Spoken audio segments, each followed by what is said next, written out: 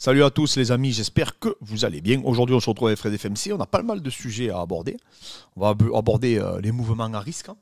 On va aborder aussi, vous avez même vu la miniature, le physique d'Islam Makhachev. Enfin, tout ça, on va en discuter. Je lance le générique Fred et on démarre. Yeah.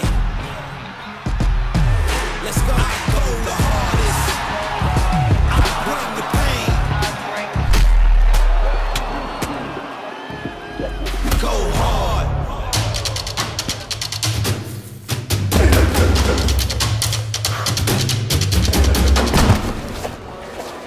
Paris sur les meilleures cotes avec Unibet.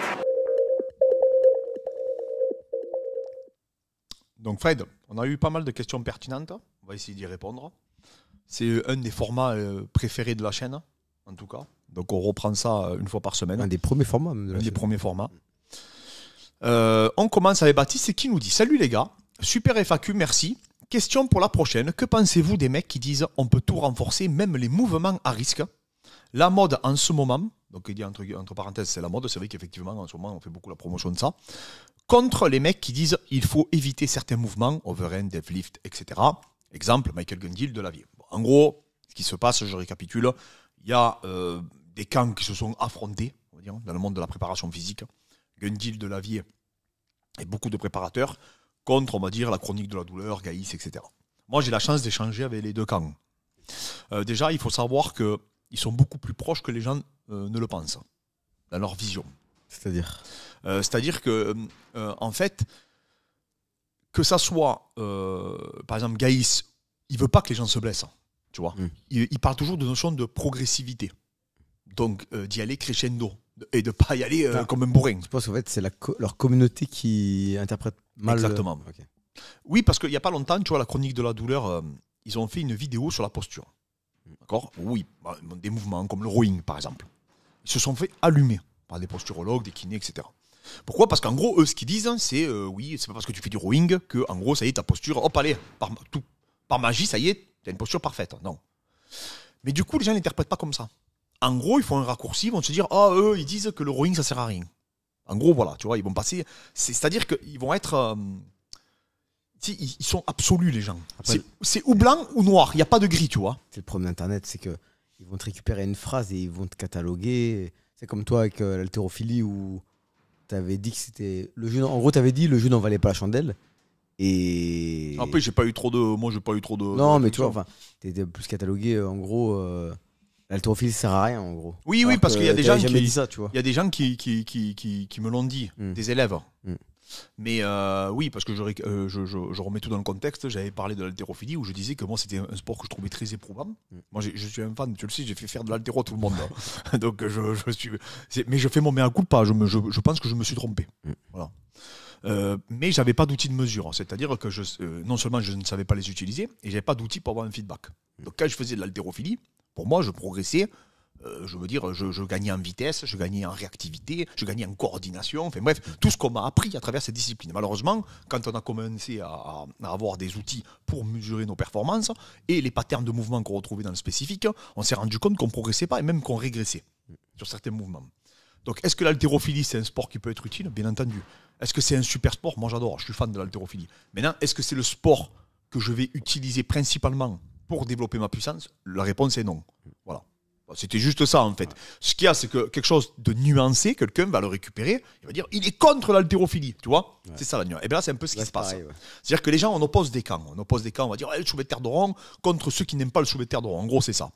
Le problème, c'est quand tu écoutes Stuart McGill, donc on va dire ce que Gundil sur qui il se base, et la source du coup de la chronique de la douleur, par exemple, Sullivan, moi j'écoute les deux. Ils sont beaucoup plus proches que les gens ne le pensent. Leur source à eux, sur qui ils s'appuient, je te parle.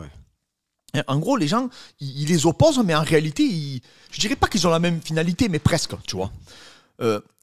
Bien sûr, le problème, c'est que si tu commences à dire... Le seul inconvénient que j'ai, moi, avec le soulevé de terre de rond, il est très simple. C'est que, déjà, je sais pas d'où c'est sorti, pourquoi ça a pris une telle place dans le monde du fit game, d'un coup que c'est parti comme ça dans ce débat. Je ne comprends pas, parce qu'à aucun moment, par exemple, Gaïs, à aucun moment, il dit c'est le meilleur mouvement de la planète. Parce que mec, ça a pris une place comme si on avait trouvé le mouvement secret pour devenir ultra performant dans tous les sports. Tu vois, déjà, pour commencer. Et en fait, lui, ce qu'il dit, c'est qu'il faut aller de façon progressive.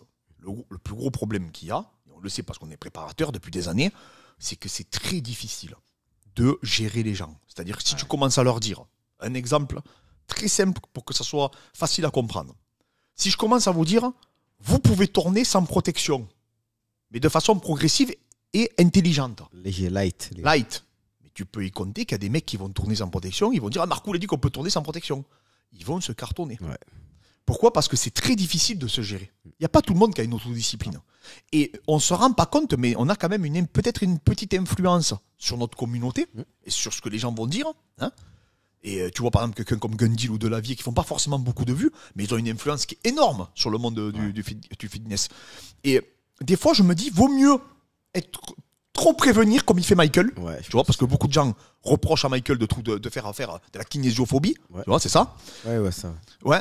Moi, je comprends la nuance. Hein. Je peux la comprendre. Moi, ce qu'il dit, la chronique de la douleur, c'est très pertinent. Et je te dis franchement, j'aime beaucoup son contenu. C'est des gens intelligents. Hein. Là, on a affaire qu'à des gens intelligents. Ne crois pas qu'il y a un mec qui se cache là qui comprend rien. Ils comprennent tous. Ce qu'il y a, c'est que voilà, ils sont en opposition et qu'il n'y a plus de discussion entre eux. Mais ce que je veux dire par là, c'est que lui, il est capable de le comprendre et de traiter le message. Et derrière, de se faire une programmation adaptée. Et d'optimiser pour essayer d'atteindre ses objectifs. Mais quelqu'un de lambda, il y a de fortes probabilités que lui, le mec qui fasse du soulevé de terre de rond tranquille, et se dit, c'est bon, j'ai rien. Il pense que la douleur est en corrélation avec la traumatologie, alors que c'est pas du tout le cas. Et après, derrière, le mec, il peut se péter. Mais il peut se péter aussi sur autre chose. Hein. Ouais. Là, c'est un exemple. Tu vois ce que je veux dire ? Ouais. Donc, en fait, moi, c'est plus ça qui me dérange. C'est plus dans la communauté que je trouve qu'il faut faire attention quand on leur parle. Il faut mettre toujours, il faut mettre des pincettes. Il faut prendre tout avec les pincettes. C'est-à-dire dire, voilà, vous pouvez faire du sparring. Par contre, faites attention. Tu vois, il faut prévenir. Tu vois. Donc, c'est pour ça que je suis pas un adepte des sparring durs. Parce que je sais que les gens n'arrivent pas à se gérer, Fred. Parce que si tu dis, les gars, les sparring durs, vous pouvez en faire, t'en as qui vont se faire toucher. Imagine-toi avec Guillaume Berthelou, donc le médecin qui vient avec nous, qui est spécialiste en neurologie, avec qui on a parlé des commotions cérébrales. S'il commence à dire, lui, vous pouvez faire du sparring dur, mais tout le monde va le reprendre. Les mecs, ils vont s'arracher la tête. Tu vois. Et oui, certainement que tu peux faire du sparring dur. Bien sûr que tu vas pouvoir expliquer, le justifier. Comme tu peux justifier que, effectivement, une contrainte crée une adaptation. C'est une réalité. Maintenant, jusqu'à quand, comment, pour qui, toi, c'est des questions qui méritent de se reposer. Aussi, et pourquoi, tu vois. Voilà. Moi, je trouve que ma discipline, elle est déjà très contraignante. Voilà, c'est tout. J'ai été blessé au dos à plusieurs reprises. Y a un mec qui peut me dire, ouais, mais t'es blessé au dos parce que tu fais pas de soulevé de terre de Rome. Mon ami, je fais de la lutte, le corps il est totalement tordu. J'ai pas besoin qu'on me fasse des examens pour comprendre. Tout à l'heure, tu as vu qu'on a lutté. Fred, j'ai pas besoin de faire des examens pour savoir que quand tu me tords la tête, c'est pas bon pour mes cervicales. J'ai mal là, tu vois. Donc, j'ai pas besoin que. C'est comme me taper la tête contre les murs, j'ai pas besoin d'une étude pour savoir que ça va me poser des problèmes. Le problème, c'est qu'on se limite au bout d'un moment quand on dit contrainte égale adaptation. Pourquoi ? Parce qu'effectivement, tu vas taper contre un lampadaire. Le mec, il va te dire, oui, moi, je sens plus rien. Moi, je connais des mecs qui tapent sur des lampadaires avec les tibias. Ils sentent plus rien. Hein. Ils ont 45 ans, ils sentent rien. Ils peuvent taper. Mais est-ce que tu vas dire à tout le monde de le faire ? Tu vois ? Parce que c'est bon pour la santé. Voilà. Donc, en fait, il faut aussi comprendre que moi, je comprends les deux courants. Comme je dis, la préparation physique, c'est pas noir, c'est pas blanc. C'est tout le temps gris, la préparation physique. Tout est justifiable en préparation physique. La technique à proprement parler, j'en parle souvent avec Yaïs, ça, la technique à proprement parler, c'est juste légiférer dans des compétitions comme la force athlétique ou l'haltérophilie. Rien ne t'empêcherait de faire n'importe quoi avec ta barre, en réalité, dans la préparation physique. Tu peux tout justifier. On voit Fran Bosch, il fait des mouvements de ouf, tu vois, mais il arrive à les justifier. Voilà. Si toi, tu trouves un intérêt et que derrière, tu as des outils de mesure pour le mesurer, le quantifier et l'analyser, là, à partir de là, je trouve que c'est pertinent. Donc, oui, en ce moment, effectivement, c'est peut-être la mode, mais ne croyez pas qu'ils sont si opposés que ça, et c'est que des personnes intelligentes. Pour échanger avec eux en off, je vous le dis, ils ont de la réflexion. Maintenant, c'est vrai qu'effectivement, il y en a qui n'ont pas le même âge. Moi, plus je vieillis, plus je te cache pas que je fais de plus en plus attention. Effectivement, je suis quasiment sûr que peut-être que je fais de la kinésiophobie. Oui, c'est possible, je te dis franchement. Mais c'est pas grave. Tu vois, je préfère peut-être avoir un peu peur, tu vois. Mais après, je suis d'accord, hein. Le biopsychosocial, tu vois, je suis entièrement d'accord avec ça. Ça a une incidence, je sais plus quand c'est que j'y ai écrit d'ailleurs, on en parlait de l'adhésion, les croyances et tout, ça a une incidence, mais je pense même que c'est le plus important en réalité, dans la prépa. Donc voilà, j'espère que ça répondra à ta question. Comme je te dis, si tu arrives toujours à nuancer, à mettre de la réflexion et pas y aller comme un bourrin, ben moi je vois pas d'inconvénient réellement à des mouvements. Voilà, c'est ma posture. Alors, première PIMA qui nous dit, Fred, j'ai l'impression que plus on s'y penche, plus on s'y perd. On ne commence rien par débordement. Je ne sais pas si vous voyez où je veux en venir. En tant que simple petit gars lambda, sans grand moyen, qui veut maximiser ses chances dans tous les domaines, nutrition, sparring, prévention, blessure, récupération mentale, etc. Alors, ce qu'il veut dire, en fait, par ce message, pourquoi je l'ai sélectionné, c'est qu'en gros, il dit plus on avance, plus on apprend, et plus on s'y perd. Ouais, mais c'est partout. Ouais. Bienvenue dans notre monde. Là. Ah ouais, c'est ça. Mais ça pour tout. Hein, dans le MMA, pareil. Ah oui, parce que tu vois, on va trouver un système. Ouais. Et après, là, tu me montres le contre du système que tu m'as montré il y a 2 mois. Ouais. Et tout à l'heure, je t'ai dit, mais Fred, tu m'as dit qu'avec ce système-là, c'était bon. Ouais. Et à la fois, tu me dis, c'est quoi le contre système? Et je te dis, je sais pas. Et du coup, bah, il y a encore. Tu as toujours des inconnus. Hein. En fait, le sport évolue, ouais. La vision évolue, les études évoluent. Et en fait, effectivement, moi, plus j'apprends, sincèrement, plus j'ai l'impression que j'en sais de moins en moins. Bon. Gandhi, il dit un truc très intéressant. Il image très très bien. Il dit, pour parler de la recherche, il dit, les mecs cherchent autour d'un lampadaire. Donc il dit, un chercheur, il cherche autour d'un lampadaire, où c'est éclairé du coup. Oui, mais dans la rue. Et plus tu vois. Voilà. Et après, le mec, il vient, il dit, qu'est-ce que vous faites? Je cherche. Je vais vous aider. Donc il cherche. Mais il cherche qu'autour du lampadaire. Ouais. Mais la rue, il pourrait chercher dans toute la rue. C'est ça la recherche, en fait. Métaphore, exactement. Et en fait, c'est ça, tous les champs de compétences et toute la documentation que tu vas pouvoir lire dans n'importe quel domaine, ça évolue, c'est des postures, c'est des sensibilités.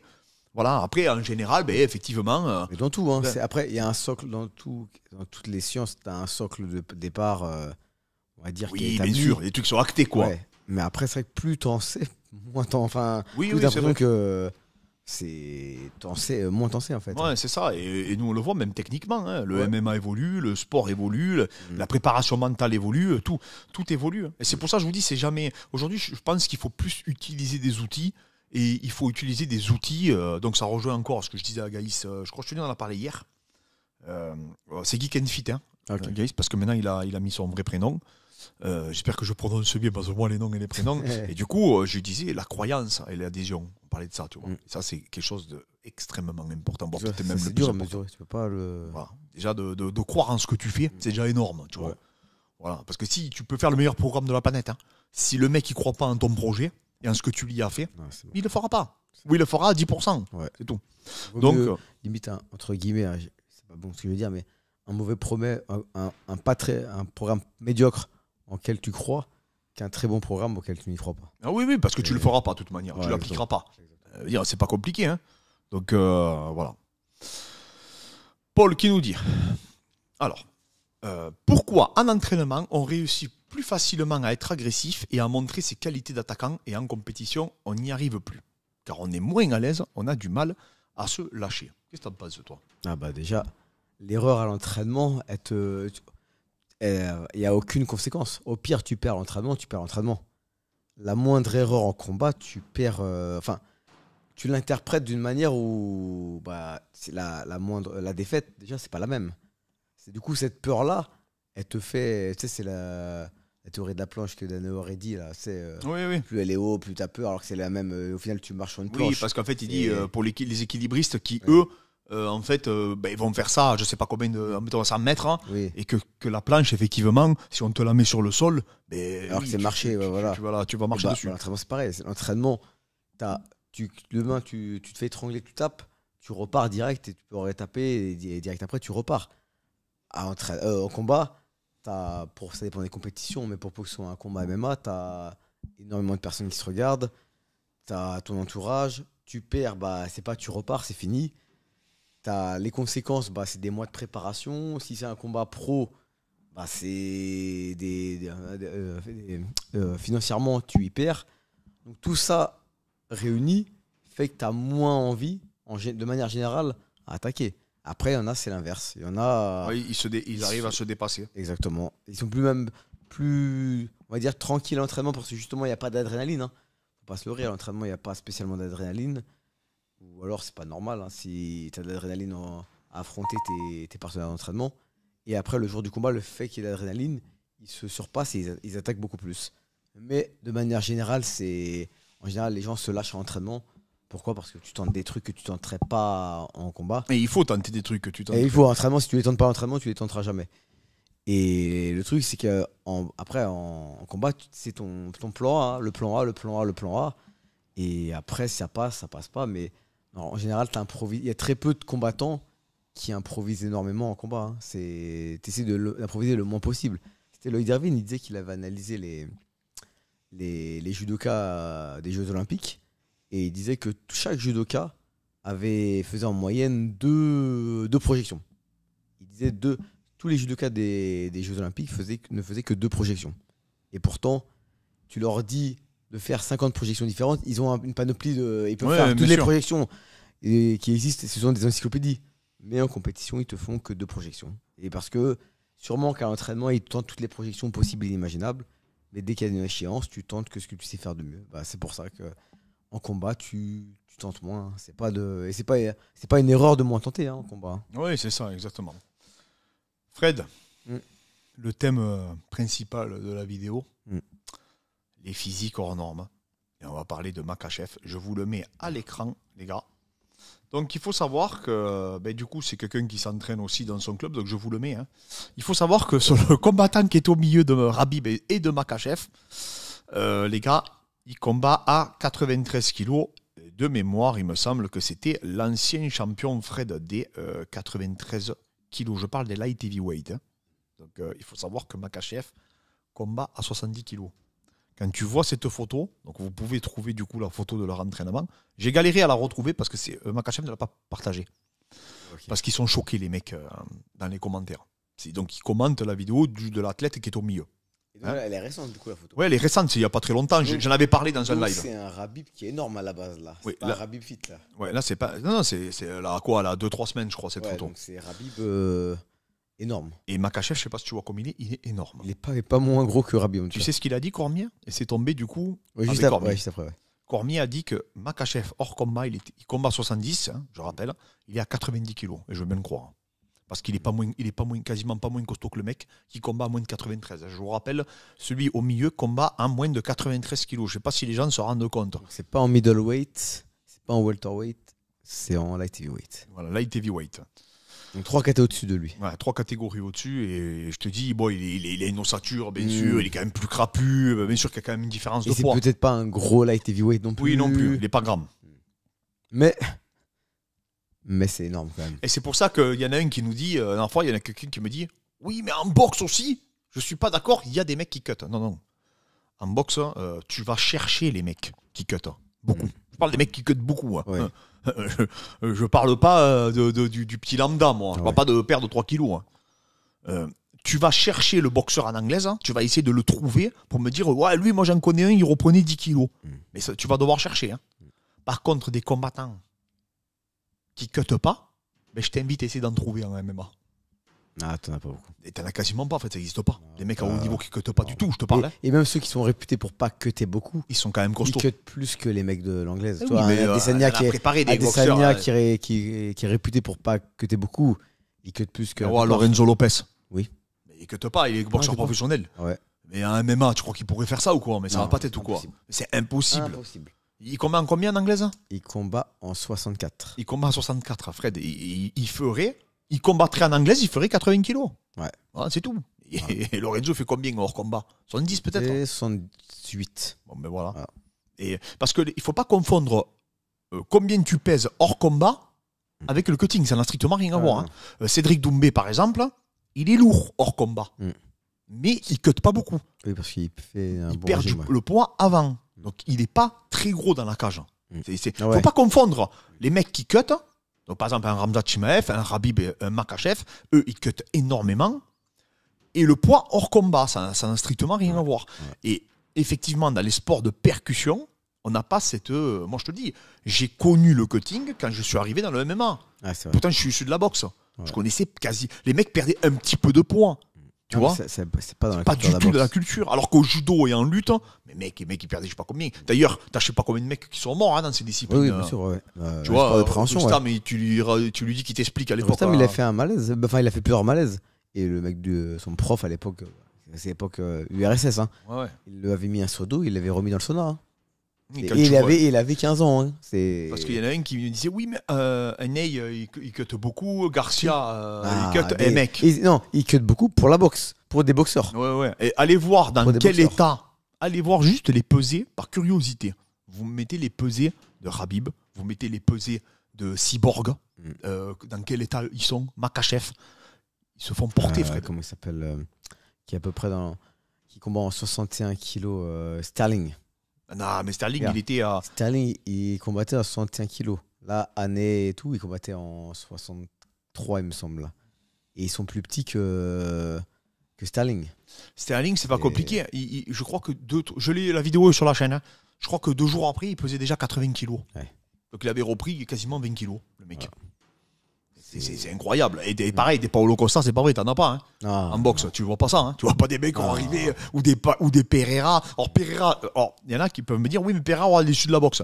Non. Pereira, il est issu du Brésil. ouais. Et c'est totalement différent. C'est-à-dire qu'au Brésil, c'est quasiment la nation où on cut le plus. Avec de fou là. C'est des malades, les Brésiliens.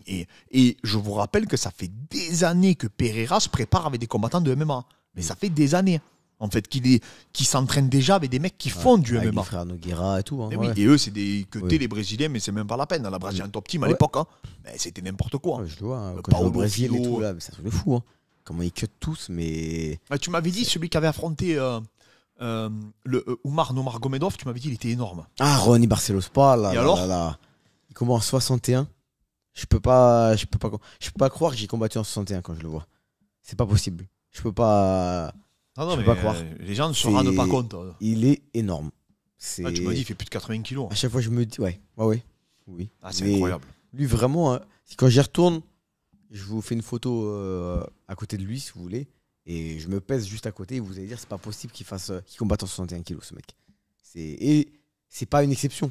Mais non, mais C'est ça, ils le sont pire, tous- c'est un mec, ouais, il est costaud, quoi, mais c'est pas non plus, c'est pas le plus costaud, tu vois. Ouais, voilà. Et moi, je te dis, et là vraiment, c'est la goutte d'eau un peu. Enfin, c'est pour ça que je trouve que tu peux pas mieux l'illustrer. Et Ouais. maintenant que Cormier a témoigné que Makachev était à 90 kilos, mais mec, je te dis, c'est le plus gros 70 kilos peut-être actuellement, hein, Makachev. Ouais, large. Par rapport à un Saroukian, par rapport à un Ah, Dobronx. par rapport à un Gamrot et tout. Parce que Gamrot est de Bronx. Et ouais, c'est des ils ont 66, hein. été à 66, voilà.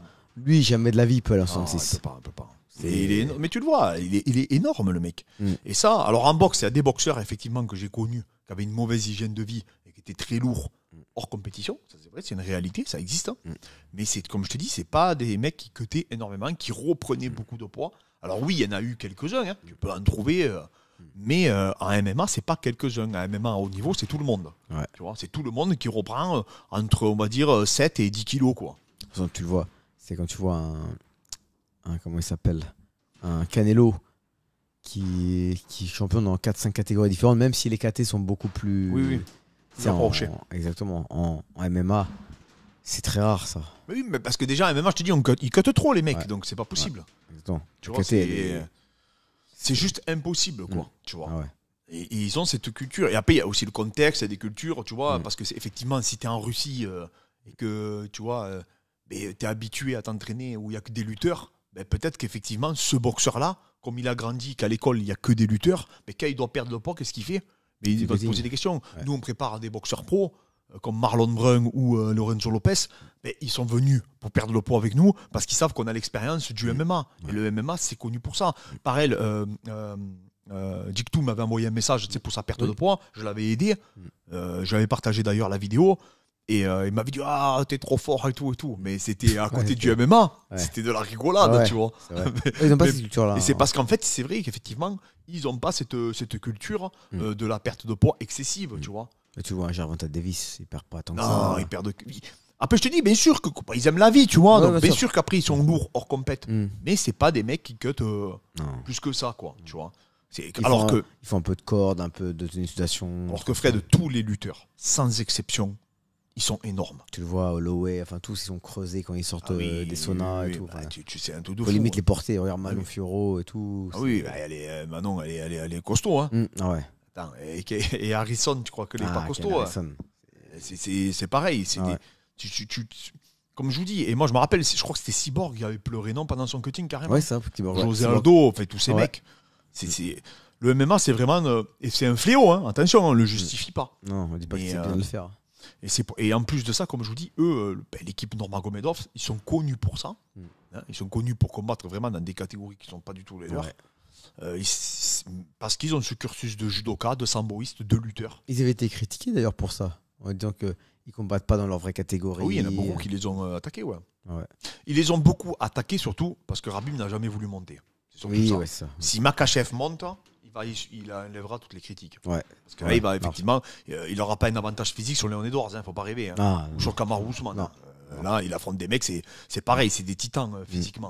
Faut pas rêver. Oui. Un Sean Brady, il est beaucoup plus costaud que Makhachev, tu vois.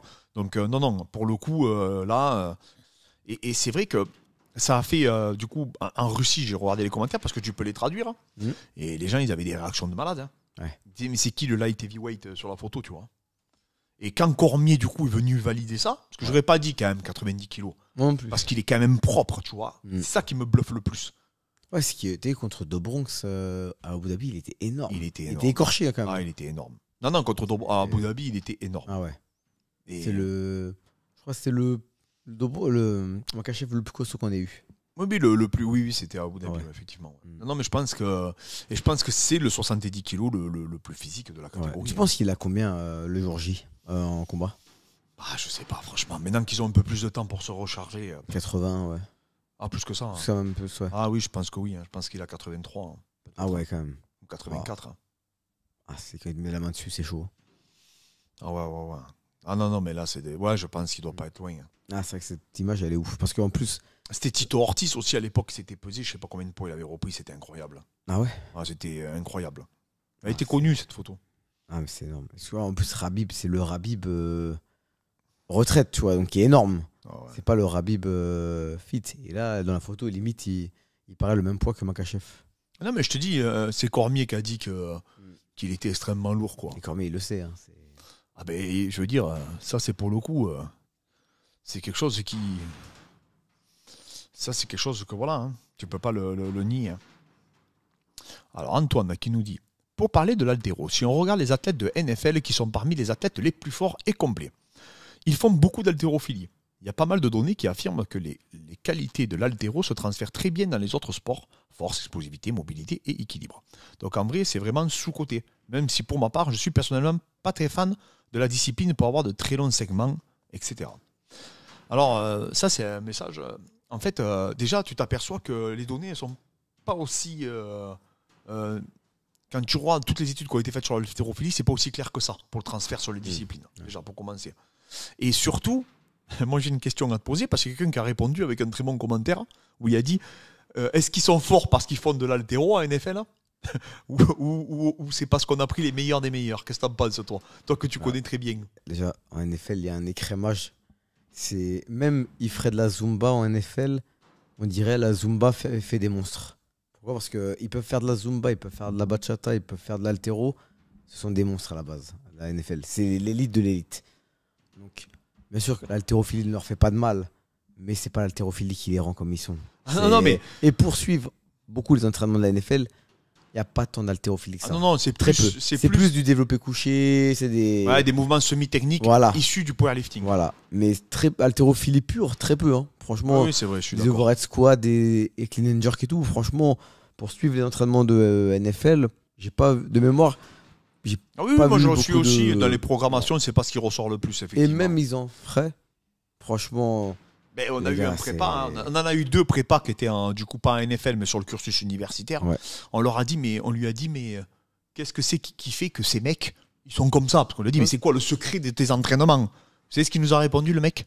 La génétique. Ah oui, c'est l'écrémage. Hein, il a dit, les mecs, il y en a, ils font des pompes, 3 petits squats et 4 tractions. Il m'a dit, ils te sortent des trucs. Tu sais, quand ils leur font faire les tests là, de saut, les mecs, ils arrivent. Youssef, hein. Oui, ouais, voilà. On avait un mec, il arrive, il fume, pas de prépa, pas d'altéro, tout ce que tu veux. On avait nous, on se tuait d'altéro, on faisait tout ce qu'il fallait. Hein, on se tuait. Je faisais faire l'haltérophilie à tout le monde. Il est arrivé, on lui a mis des box de CrossFit. Je sais plus combien on avait mesuré, il a battu le record. Il a battu le record de la salle. Il est arrivé, boum, boum, hop, il a sauté. Comme ça. Mais qui fume et tout, il s'entraîne même pas. Mais là-bas, en NFL, on te sélectionne, c'est comme les jeunes rugbyman qu'on a eu ici. Oui. On te sélectionne. Je parle des centres c'est pas des centres de formation comme en France, mais eux, c'est tout un cursus universitaire. À la draft, après. Si tu cours pas vite, c'était Thierry Blancon, un de mes pairs à l'INSEP, donc, qui a écrit un livre avec Fred Aubert, donc c'est 2 très grands préparateurs physiques français. Il disait, si la petite fée n'est pas passée sur ton berceau quand tu étais petit, oublie, c'est pas pour toi le sprint, tous ces trucs-là. Ah ouais. Oublie, tu peux faire tout ce que tu veux, les squats que tu veux, tout ce que tu veux. Si c'est pas passé, c'est pas passé. Moi, je peux faire ce que je veux, squatter comme un malade. Je cours à côté du Usain Bolt, il peut manger pendant qu'il court, parler à quelqu'un et jouer sur un iPad qui courira plus vite que moi. Tu vois. Et c'est pas l'haltérophilie qui va te faire quoi que ce soit. Non, et en fait, c'est le vivier des meilleurs athlètes au monde. Je pense sincèrement que c'est le plus mauvais exemple qu'on peut prendre pour justifier une discipline. C'est la NFL. Ouais. Parce que pareil, à l'époque, il y avait un mec qui avait dit, il faut faire de l'échelle de coordination. Regarde la NFL, c'est des tueurs. Mec, je voyais des fois, ils faisaient de l'échelle de coordination. C'était la première fois qu'ils faisaient ça de leur vie, les mecs. Donc avec des genres de cerceaux. C'était pas une échelle, c'était des cerceaux. Mais les mecs, mais Fred, nous on le fait. On peut s'entraîner. Tu nous laisses 1 an nous entraîner dans les cerceaux. On fait pas ce qu'ils font eux au bout de 3 coups. Tellement ils sont organisés, coordonnés. C'est inexplicable. C'est les meilleurs des meilleurs. Les meilleurs des meilleurs. Et dans une discipline où tu es obligé de te coordonner. T'as un mec qui te pousse, tu cours, t'as la pression, tu te retournes, tu dois choper un ballon avec 2 doigts, bam, tu dois repartir. Là, c'est même pas une question d'échelle d'agilité ou quoi. C'est l'écrémage, les gars. C'est tout. Y a pas de... c'est un écrémage qui est au fur et à mesure. Et après, c'est sûr qu'effectivement, voilà, je parle souvent d'Abdoul quand je dis, tu sais, Abdoul, nous, on n'a jamais mesuré une force à l'instant T comme Abdoul. Abdoul n'a jamais fait de cycle de force de sa vie. Voilà, je t'ai répondu. C'est pas grâce à nous, hein. C'est que le mec, voilà. Sa RFD, c'est quasiment la plus haute qu'on n'a jamais évaluée chez un individu. Mais qu'est-ce que tu veux dire en ça? Mais parce que génétiquement, c'est des monstres. Il fait un saut. Vous l'avez déjà vu quand, je crois que c'est au Naga ou au championnat de France, Abdoul il fait un saut périlleux sur la tête. Sur la tête, sans les mains. C'est-à-dire qu'il se rattrape sur son crâne, il ratterrit sur ses jambes. Essayez de le faire. Vas-y, tu t'amuses chez toi, tu te muscles le cou comme tu veux pendant 1 an et tu essayes de faire ça. Tu finis paralysé dans un hôpital. Mais parce que, voilà, et c'est des mecs comme ça, comme Baki, j'expliquais, je vous ai fait une analyse physique de Baki. C'est des individus, oui, l'entraînement a optimisé, oui, l'entraînement leur a permis d'évoluer, effectivement, mais ils ont à la base une génétique qui est exceptionnelle. C'est tout. Ils sont au-dessus de la moyenne. Ouais. Ça s'arrête là. Comme un Doumbé, tu peux t'entraîner comme tu veux, tu ne frapperas pas aussi fort que lui. Il frappe extrêmement fort. Ngannou, pareil. Ngannou, il n'a pas besoin de faire de l'haltéro, il n'a pas besoin de faire de la muscu. C'est un mec qui est plus fort que 99% de la population. Sans s'entraîner. Sans s'entraîner. Et tu pourras même t'entraîner, tu ne rivaliseras pas avec sa frappe. C'est comme ça. Mais pas quoi. J'ai eu à l'époque, quand j'étais à l'INSEP, j'avais eu une conférence sur le dopage. Et la meuf, le premier truc qu'elle nous dit, c'est qu'elle nous dit que la vie est injuste. Ouais, il y a des gens, ils sont dopés naturellement. Dopés naturellement, ouais, c'est vrai. Mansour Banaoui, il a un cardio, t'as jamais vu ça. Ouais. Et il s'entraînait pas plus que les gens qu'on connaît. Tu fais une prise de sang de testo de 10 personnes, t'auras 10 taux différents. C'est... Donc voilà. Donc oui, est-ce que l'haltérophilie, les outils, pas l'haltérophilie, les outils, on va parler d'outils en général, ça permet d'optimiser? Bien sûr que oui. Mais c'est pas ça qu'a fait que tous les mecs en NFL ou en NBA ou quoi, c'était Flo qui nous disait qu'elle avait vu l'échauffement en NBA. Ouais. Il a été choqué. Ouais, il disait, j'ai jamais vu des mecs aussi rapides pour la taille qu'ils font et tout. Ouais. Il dit c'est incroyable. Mais c'est normal. Tu sais ce que c'est d'arriver à jouer je crois que je crois que j'avais vu un reportage, je disais que c'était le sport le plus dur. Le NBA, c'est le truc qui sélectionne le plus au monde. Tout sport confondu. Parce que t'as pas beaucoup de joueurs. Toi encore en NFL, t'as quand même... ces équipes où ils sont 70, en NBA, ils sont 12. Enfin, c'est 5 joueurs plus 5 remplaçants. En fait, je crois qu'ils sont 12 ou 13, ou même une quinzaine maximum. T'imagines, hein? Et Tony Parker, j'ai vu une interview il n'y a pas longtemps, il disait qu'ils sont 500 NBA et tous les ans, tu as 70 nouveaux joueurs. Donc, tu en as 70 qui dégagent et 70 qui rentrent parce que tu as la draft. Donc, tu as une 70, moyenne. c'est rien du tout. Tu as une moyenne de 3 ans. La moyenne, c'est 2 à 3 ans, il disait. Donc, durer 10 ou 15 ans, il dit c'est rare. Il dit c'est très rare. Tu as 70 joueurs sur 500 joueurs qui rentrent. Donc, tu en as presque un cinquième, allez, à dire un dixième qui sort tous les ans. Ouais, non, mais je sais. Non, mais apparemment, c'est hyper sélectif. Ah, c'est incroyable. Ah ouais. Donc voilà, les amis, la FAQ est terminée. N'hésitez pas à nous poser des questions pour la prochaine FAQ. On se fera un plaisir de vous répondre. Et je trouve que c'est des sujets passionnants, en tout cas. On ne s'arrêterait pas. Ouais, grave. En tout cas, voilà. Merci beaucoup à tous pour votre soutien et votre force. Et on se dit à demain, les amis.